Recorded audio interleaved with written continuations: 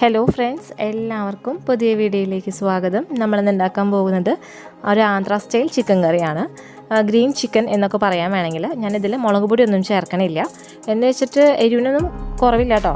നല്ലൊരു ടേസ്റ്റി ആയിട്ടുള്ള ചിക്കൻ കറിയാണ്. ഇച്ചിരി വെറൈറ്റി ടേസ്റ്റി ആയിട്ടുള്ള ചിക്കൻ കറിയാണ്. നമ്മുടെ കേരള മോഡൽ ചിക്കൻ കറിയായിട്ട് വളരെയധികം വ്യത്യാസമുള്ളൊരു തരത്തിലുള്ള ചിക്കൻ കറിയാണ്. അപ്പോൾ നമുക്കത് എങ്ങനെയാണ് ഉണ്ടാക്കാൻ നോക്കിയാലോ.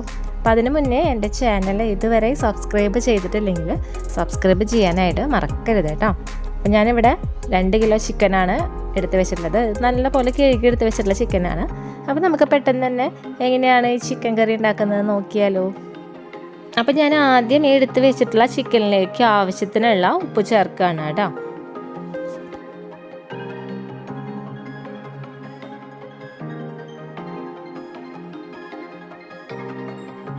അപ്പോൾ ഉപ്പ് ചേർത്ത് കൊടുത്തിട്ടുണ്ട്. ഇനി ഇതിലേക്ക് ഒരു ചെറുനാരങ്ങയുടെ നീര് പിഴിഞ്ഞു കൊടുക്കാനായിട്ട് നോക്കാം.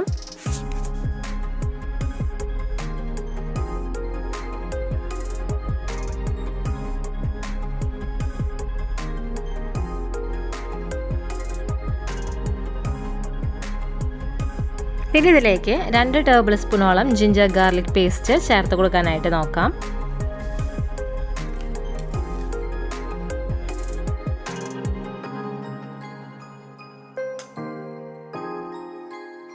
പിന്നെ ഇതിലേക്ക് 3 ടേബിൾ സ്പൂണോളം തൈര് ഒഴിച്ച് കൊടുക്കാം.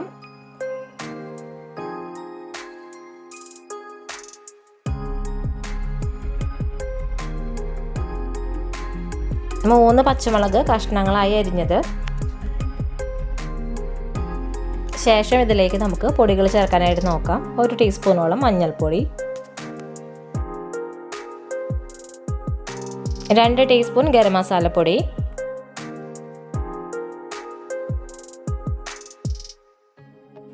ഇനി ഇതിലേക്ക് നമുക്ക് സവാള അരച്ച് ചേർത്തത് ഒഴിച്ച് കൊടുക്കാം. ഞാനിപ്പോൾ 4 സവാളയാണ് എടുത്തിട്ടുള്ളത്. ഏകദേശം മീഡിയം സൈസ് വലിപ്പമുള്ള 4 സവാള മിക്സിയിൽ ജാറിലിട്ട് നല്ല പോലെ ഫൈനായിട്ട് അരച്ചെടുത്തിട്ടുണ്ട്. അപ്പോൾ അതും കൂടി ഒഴിച്ച് കൊടുത്തിട്ടുണ്ട് കേട്ടോ.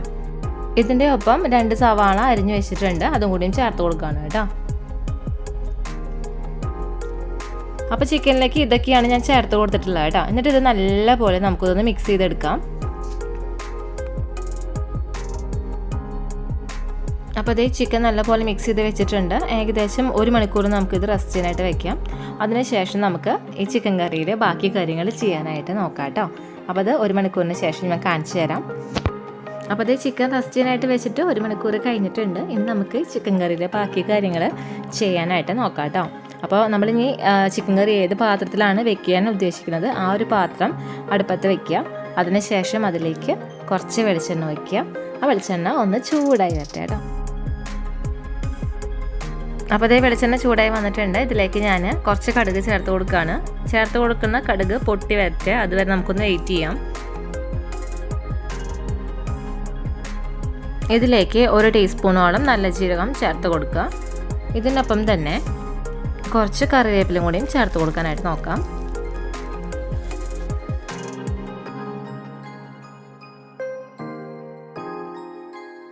ഇനി ഇതിലേക്ക് നമ്മൾ 1 മണിക്കൂറോളം റെസ്റ്റ് ചെയ്യാനായിട്ട് വെച്ചിട്ടുള്ള ചിക്കൻ ഇല്ലേ, അത് ഇതിലേക്ക് ചേർത്ത് കൊടുക്കാനായിട്ട് നോക്കാം കേട്ടോ.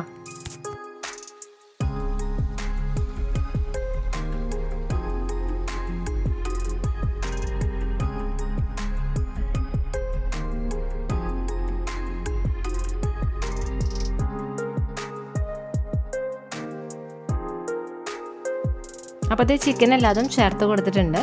ചിക്കൻ ചേർത്ത് കൊടുത്തതിന് ശേഷം കണ്ടിന്യൂസ്ലി ഒരു 5 മിനിറ്റ് നമുക്ക് ഇതുപോലെ ഒന്ന് ഇളക്കി കൊടുത്ത് നിൽക്കാം കേട്ടോ. അത് ഞാൻ മുന്നത്തെ പല വീഡിയോസിലും പറഞ്ഞിട്ടുണ്ട്. നമ്മൾ ചിക്കൻ, ബീഫ് ഇതൊക്കെ മസാലയിലേക്ക് ചേർത്ത് കൊടുത്തു കഴിഞ്ഞാൽ ഒരു 5 മിനിറ്റ് കണ്ടിന്യൂസ്ലി ഹൈ ഫ്ലെയിമിലോ അല്ലെങ്കിൽ മീഡിയം ഫ്ലെയിമിലിട്ട് നല്ല പോലെ ഒന്ന് ഇളക്കി കൊടുക്കുക. അതിന് ശേഷമാണ് നമ്മൾ ഇത് വേവിക്കാനായിട്ട് നോക്കുക കേട്ടോ. അപ്പോൾ ഞാനിപ്പോൾ 5 മിനിറ്റ് ഇളക്കി കൊടുത്തിട്ടുണ്ട്. ഇനി നമുക്ക് ഇത് അടച്ചു വെച്ചിട്ട് വേവിക്കാനായിട്ട് നോക്കാം. അടച്ചു വെച്ച് വേവിച്ചാലും ഇടയിലായിട്ട് ഒന്ന് തുറന്നിട്ട് ഇളക്കി കൊടുക്കാനായിട്ട് മറക്കരുത് കേട്ടോ. അപ്പോൾ അത് പ്രത്യേകം ശ്രദ്ധിക്കുക. അപ്പോൾ അത് ചിക്കൻ വെന്ത് വരട്ടെ, അതിന് ശേഷം ഞാൻ കാണിച്ചു തരാം. അപ്പോൾ ചിക്കൻ വെന്ത് വരുന്ന നേരം കൊണ്ട് നമുക്ക് കുറച്ച് കാര്യങ്ങൾ ചെയ്യാനുണ്ട്. അതിന് വേണ്ടിയിട്ട് ഞാനൊരു മിക്സിയുടെ ജാർ എടുത്ത് വെച്ചിട്ടുണ്ട്. ഇതിലേക്ക് ഏകദേശം ഒരു 10 പച്ചമുളകാണ് ഞാൻ ചേർത്ത് കൊടുക്കുന്നത്. ഇതിൻ്റെ ഒപ്പം ഒരു കൈപ്പിടി മല്ലിയിലും കൂടി ചേർത്ത് കൊടുക്കുക. അതിനുശേഷം വെള്ളം ചേർക്കാണ്ട് നല്ലപോലെ ഒന്ന് അരച്ചെടുക്കാനായിട്ട് നോക്കാം കേട്ടോ. അപ്പോൾ ഞാനിത് അരച്ചെടുത്തതിന് ശേഷം ഞങ്ങൾക്ക് കാണിച്ചു തരാം. അപ്പോൾ ഇതേ കണ്ടില്ലേ, ഇതേപോലെയാണ് ഞാൻ മല്ലിയിലും പച്ചമുളകും അരച്ചെടുത്തിട്ടുള്ളത്. വെള്ളം ചേർക്കാണ്ട് അരയ്ക്കാനായിട്ട് പരമാവധി ശ്രദ്ധിക്കുക. അപ്പോൾ നമുക്ക് ഇനി കറിയുടെ ബാക്കി കാര്യങ്ങൾ ചെയ്യാനായിട്ട് നോക്കാം. അപ്പോൾ ഞാൻ നോക്കിയപ്പോൾ ചിക്കൻ കറി വെന്ത് വന്നിട്ടുണ്ട്. ഈ ടൈമിൽ ഞാൻ ഇതിലേക്ക് അരച്ച് വെച്ചിട്ടുള്ള പച്ചമുളകിൻ്റെ മല്ലിയിലേയും ഒരു പേസ്റ്റ് ഇല്ലേ, അത് ചേർത്ത് കൊടുക്കുകയാണ് കേട്ടോ. ചേർത്ത് കൊടുത്തതിന് ശേഷം നമുക്ക് ഇത് കറിയായിട്ട് നല്ലപോലെ മിക്സ് ചെയ്യാൻ വേണ്ടിയിട്ട് ഒന്ന് ഇളക്കി കൊടുക്കാം.